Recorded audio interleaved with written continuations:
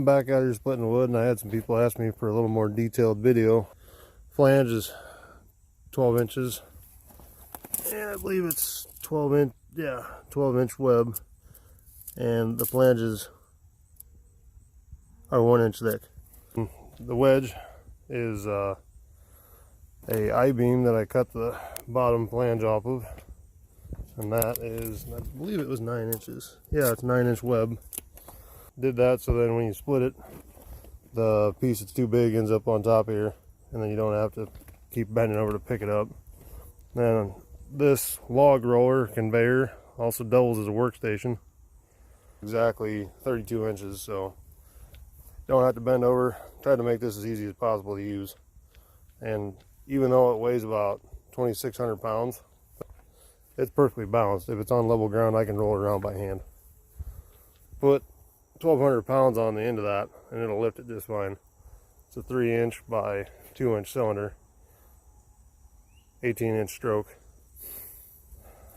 Just a basic log splitter valve there, and then there's a spring over detent auto return on that one.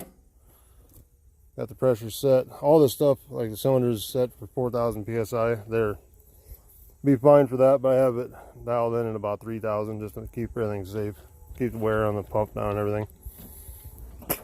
Obviously, the oil tank is a old LP cylinder that I modified. Kind of nice because all the ports are right in the end. Basically, all I had to do is weld a couple bolts to mount my valve and put in a vent strainer fill cap here, and that holds about 15 gallons of oil. After a long day, it gets pretty hot, but it does a pretty good job dissipating the heat. This is just an old industrial conveyor that I cut and welded some bushings and pinned it. Over here, got a 29 gallon a minute 2-stage pump, just a eBay special. Works good. Pretty much started leaking instantly though. Not enough to make me worry about it, but it gets the job done. Old lawnmower gas tank I had laying around that if you go through that, you want to be done for the day, so that's plenty. And this used to be a engine out of a Miller Bobcat welder. So the shaft was tapered, but I just started it up using an angle grinder. Got it ground down to where it'll fit a Lovejoy coupler to get that mounted up. Just used a 4x4 tube to make my mount for the end of the motor. And pretty much everything's mounted on either 4x4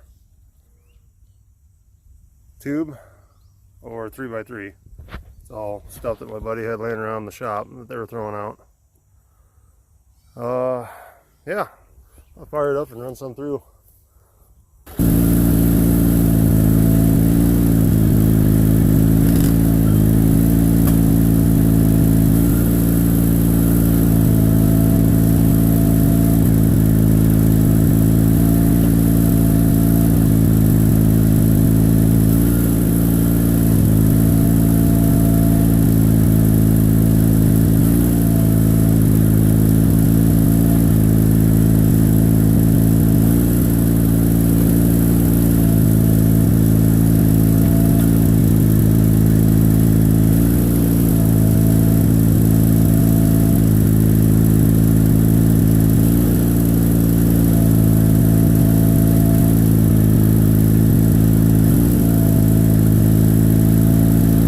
One other thing I forgot to mention. I'll start it back up real quick. When you're loading stuff on the conveyor,